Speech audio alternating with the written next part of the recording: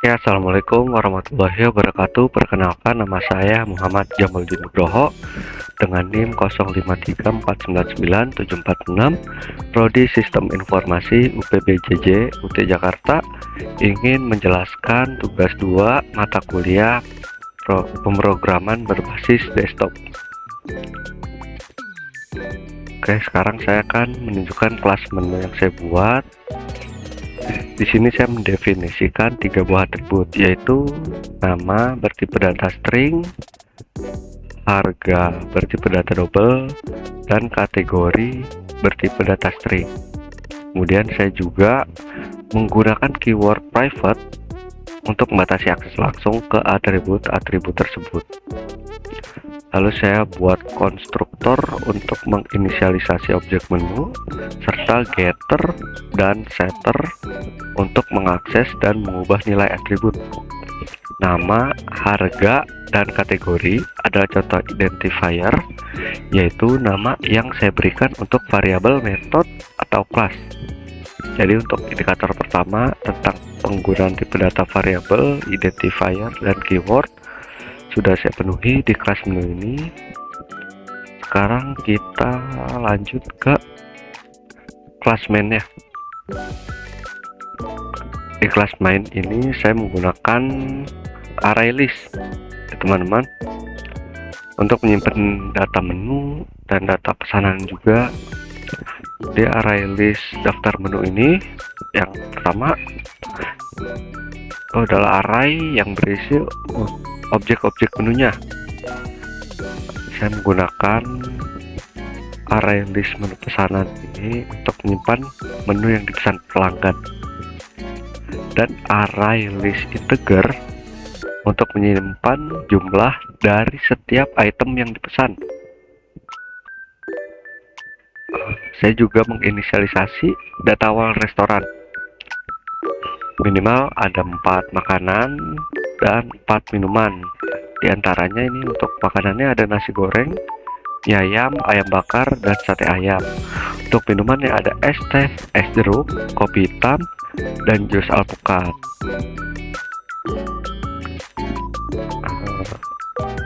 Di sini saya menggunakan array daftar menu ya teman-teman, dan menampilkannya dengan perulangan for each. Nah, array juga saya gunakan di metode cari menu. Di cari menu saya menggunakan cari menu di cetak struct juga ada. Cetak struct, dan di tambah menu, barga menu, hapus menu. Oke, jadi indikator kedua tentang implementasi array dalam metode sudah terpenuhi. Sekarang saya menunjukkan struktur keputusan dalam program ini. Pertama saya menggunakan switch cache. Menggunakan switch cache untuk menu utama aplikasi. Ada 3 pilihan menu, diantaranya ada menu pelanggan, menu pengelolaan, dan keluarnya nanti. Dasar pilihan yang dimasukkan, program akan menjalankan metode yang sama. Terus yang kedua saya menggunakan if sederhana untuk cetak struknya. Saya menggunakan bukan untuk cetak struk if itu, untuk mengecek apakah untuk mengecek apakah total keseluruhan pesanan melebihi 100.000. Jadi jika lebih dari 100.000 maka diberikan diskon sebesar 10%. Yang ketiga yaitu saya menggunakan nested if untuk saya menggunakan nested if atau if di dalam if untuk penawaran beli 1 gratis 1 Pertama saya cek apakah total melebihi 50.000. Jika iya, maka masuk ke dalam lagi untuk mencari minuman termurah yang dipesan. Jika ada minuman, maka diberi potongan sesuai harga minuman termurah tersebut. Nah, nih. Yang keempat, saya menggunakan if else. Gunakan if else untuk mengkonfirmasi. Nah, nih, untuk mengkonfirmasi ketika pemilik restoran ingin mengubah atau menghapus menu. Nah, nih, jika input ya, nah, maka perubahan dilakukan. Jika tidak, maka batal. Oke, cukup. Untuk indikator ketiga, karena ada kan tadi udah ada struktur keputusan if else, nested if, dan switch case-nya. Lanjut untuk menunjukkan struktur pengulangannya. Oke, untuk pengulangannya saya menggunakan do while. Saya menggunakan do while. Nah, saya menggunakan do while untuk menu utama. Program akan terus menampilkan menu utama sampai pengguna memilih angka 3 untuk keluar. Saya menggunakan do while. Terus saya menggunakan while. Saya menggunakan while dengan kondisi true untuk input pesanannya. Program akan terus meminta input nama menu sampai sampai penggunanya itu mengetik selesai. Ketika saya menggunakan for each untuk menampilkan daftar menu.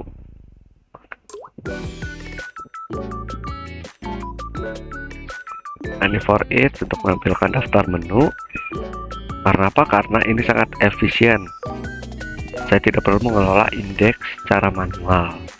Yang keempat, saya menggunakan for biasa untuk mencetak struknya. Ini for biasa untuk mencetak struknya.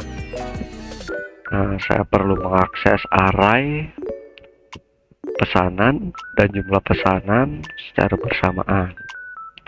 Indikator keempat tentang struktur pengulangan for each, while, dan do while sudah lengkap saya implementasikan. Sekarang kita coba untuk aplikasinya. Kita run ya teman-teman. Oke, sekarang kita pilih menu. Sekarang menu.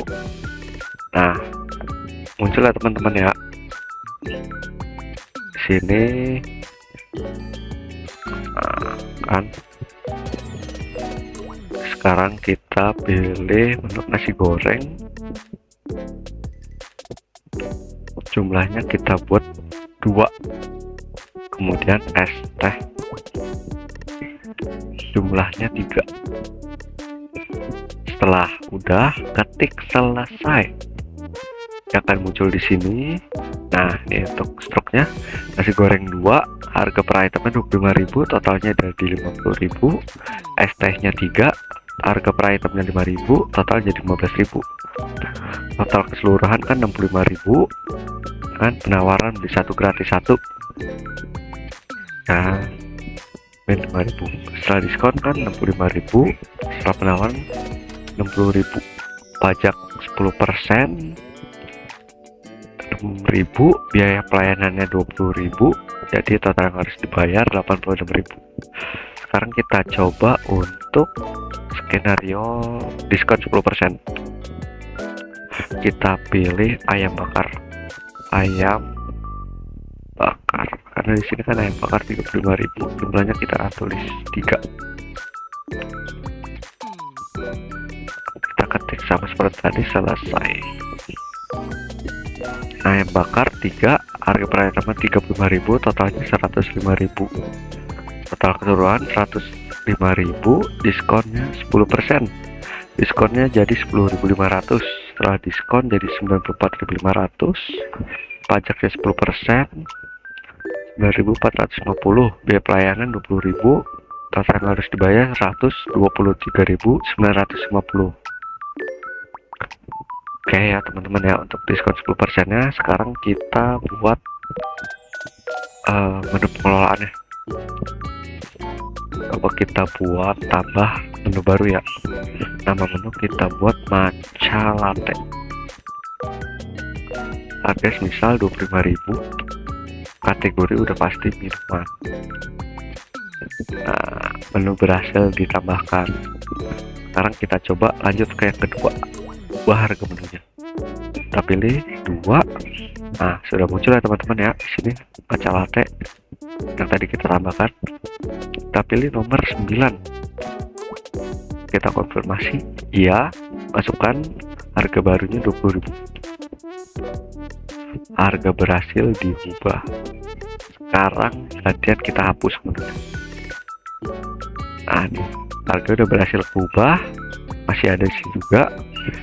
Pilih nomor menu ke 9. Konfirmasi iya. Menu berhasil dihapus. Sekarang kita klik kembali dan kita lihat lagi menu pelanggannya. Tidak ada teman-teman ya, karena tadi sudah dihapus.